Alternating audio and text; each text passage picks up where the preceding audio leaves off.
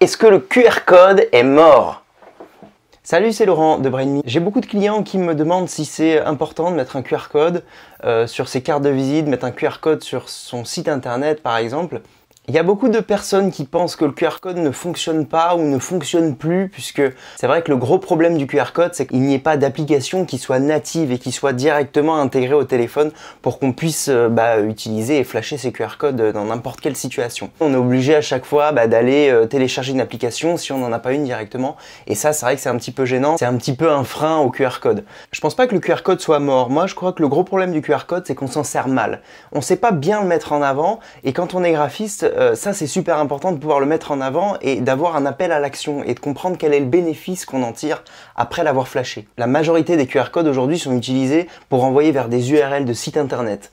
Maintenant la réalité c'est qu'on peut faire plein d'autres choses avec ces QR codes et on peut avoir aussi des éléments marketing qui sont super intéressants pour traquer nos visiteurs du site web. Je vais vous montrer une petite astuce que j'ai découvert il n'y a pas très longtemps et pourtant qui existe depuis énormément de temps parce que je m'étais pas penché sur le sujet et suite à une question et une demande d'un client qui me disait oui mais je sais pas si je mets un QR code ou si j'en mets pas puisque je sais pas tellement s'il va être utilisé. Et c'est vrai que ce QR code, si on le design pas et même quand il est designé, c'est vrai que ça prend pas mal de place, il a besoin d'être assez gros pour qu'il puisse être flashé facilement et forcément on se demande si vraiment ça vaut le coup de perdre de la place sur des supports de communication tels qu'une carte de visite et si vraiment ça a un vrai intérêt. Alors j'avais pas la réponse et puis j'ai un petit peu approfondi le sujet, je me suis dit bon, est-ce qu'il y a la possibilité de traquer justement, de savoir si ces personnes utilisent le QR code, si la cible de mon client va utiliser le QR code. Et puis je me suis souvenu que j'avais créé des liens raccourcis pour un client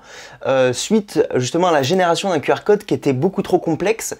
J'avais créé des liens raccourcis parce que le QR code est beaucoup plus dense et beaucoup plus complexe quand on génère un lien qui est très très long. Si on réduit la taille du lien, ça va permettre d'avoir un QR code beaucoup plus simple et d'autant plus beaucoup plus facilement flashable, puisque plus le QR code est dense, plus il va y avoir de petits points, et si on a un téléphone qui a une définition qui n'est pas suffisante, on va avoir du mal à le scanner. Et là vraiment on perd aussi tout l'intérêt du QR code puisque son accessibilité n'est pas simple du tout. Et puis suite à cette génération de liens raccourcis, il me semblait avoir vu sur le site internet qu'on pouvait avoir des statistiques sur ce lien. Et du coup je trouvais ça super intéressant puisque grâce à ce lien, on générait un QR code. Ce QR code, à partir du moment où il est flashé, du coup crée un élément supplémentaire dans le compteur. Donc on peut clairement savoir combien de fois a été flashé le QR code. Il y a des sites internet comme unitag.io qui permettent de générer des QR codes, de les personnaliser, d'en faire pas mal de choses du coup et de les rendre vraiment très attrayants. Le seul problème d'unitag.io, c'est que pour avoir le tracking justement sur les liens, il faut payer, il faut passer donc à la version supérieure. Moi, ce que je propose, c'est en effet de le faire gratuitement et de pouvoir l'intégrer rapidement dans tes campagnes de communication. Ce que j'ai préconisé à mon client suite à cette intervention, c'est d'imprimer qu'une petite quantité de cartes de visite pour pouvoir voir si, en effet, le QR code a eu un impact important.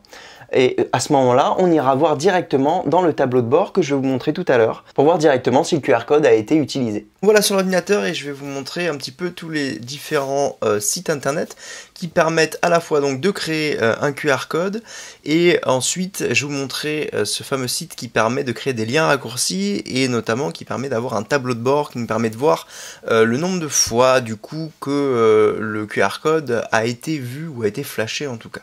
Alors il y a donc unitag.io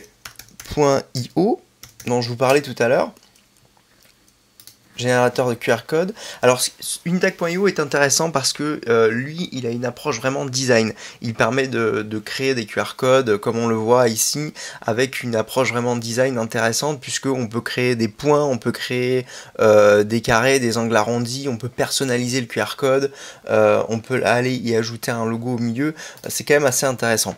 Maintenant le seul problème d'unitag.io c'est que il a ses limites techniques. Quand on télécharge en fait le QR code à partir d'unitag.io, il génère un fichier PNG qui est en 300 pixels par 300 pixels, c'est juste suffisant pour pouvoir l'afficher, il faut pouvoir le mettre sur une carte de visite qui est imprimée en 300 dpi. Donc si vous voulez techniquement, c'est bien pour une carte de visite. Maintenant si vous voulez avoir un QR code un petit peu plus gros, vous n'allez pas avoir de définition suffisante pour pouvoir l'imprimer sur du grand format. Et étant donné qu'unitag.io ne vous propose pas la capacité gratuitement de générer le QR code en EPS, vous allez être un petit peu bloqué. Alors il peut le faire en effet, mais quand on passe dans la version payante, c'est-à-dire directement sur le basique par exemple à 100 € par an, il y a haute résolution et images vectorisées. Voilà. Pour pouvoir avoir un QR code en vectoriel, ce que je vous propose c'est deux solutions. Soit aller taper keremarkan.net QR code N2D Generator. Sur ce site, vous allez donc pouvoir créer un QR code et pouvoir directement le télécharger en EPS, en SVG, en TIFF, etc. Donc forcément là, le fait qu'il vous génère un QR code en EPS, c'est un vrai plus. Par contre, ici, vous n'allez pas pouvoir créer quelque chose de personnalisé.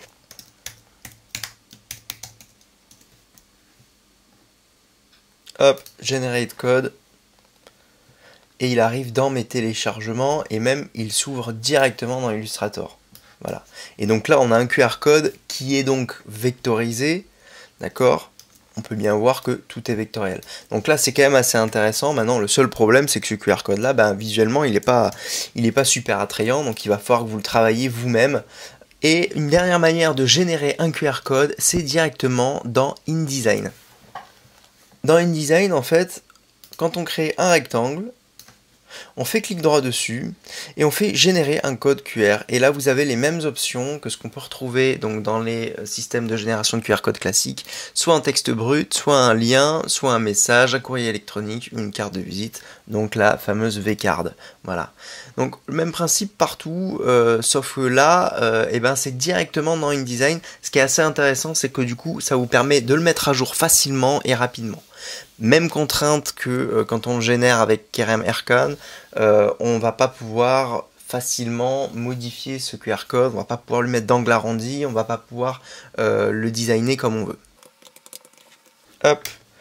Maintenant, ça a le mérite d'être très très propre. Même principe, de toute façon, ça génère quelque chose de vectoriel dans InDesign, donc vous n'aurez absolument pas de problème pour exporter en impression les éléments et pour faire de la haute définition. Alors forcément, on peut quand même changer la couleur. Clic droit, option, modifier le code QR, directement la couleur ici, vous pouvez aller mettre la couleur que vous voulez y mettre, il n'y a pas de problème, ça se met à jour. Voilà pour le QR code dans InDesign. Maintenant, ma vraie question c'était, on a un code qui est ici, moi je veux savoir combien de fois ce QR code va être vu. Donc, ce qu'on fait tout simplement, on va sur un site internet, donc Bitly, hop, c'est le premier lien. Donc ça va vous permettre de raccourcir des liens. Par exemple, j'ai un lien sur le site internet BrainMe qui est donc Laurent Brisset, subscribe now. Je le trouve un peu long et je voudrais créer un QR code avec ça. Si je crée un QR code avec l'URL classique, on va le faire directement dans InDesign. Je crée donc un rectangle, clic droit, générer un code QR. Je vais donc hyperlien web et je colle donc l'URL qui m'intéresse à créer. On voit bien qu'en fait, ça crée quand même un QR code assez compliqué, d'accord ? Et moi, je veux le réduire parce que ça va me permettre d'avoir un code beaucoup plus simple, mais qui renvoie vers la même URL. On va dans Bitly, je colle directement l'URL que je veux réduire. Lui, il va me générer automatiquement une nouvelle URL. Je copie et je vais la coller directement dans mon QR code. Alors, pour vous montrer la différence, je vais créer un nouveau rectangle, clic droit, créer un code QR, je colle l'URL qui elle donc est raccourcie et vous voyez bien en fait que ce QR code là est réellement beaucoup plus simple que celui-ci. Ça permettra aux appareils qui ne sont pas de toute dernière génération de malgré tout accéder facilement à ce QR code. Maintenant je vais vous montrer la version qui est un peu plus avancée et ça demande tout simplement juste à créer un compte. J'ai donc créé un compte sur Bitly en faisant login, hop, et j'ai créé donc mon compte. On va y aller directement, je vais vous montrer comment ça se passe.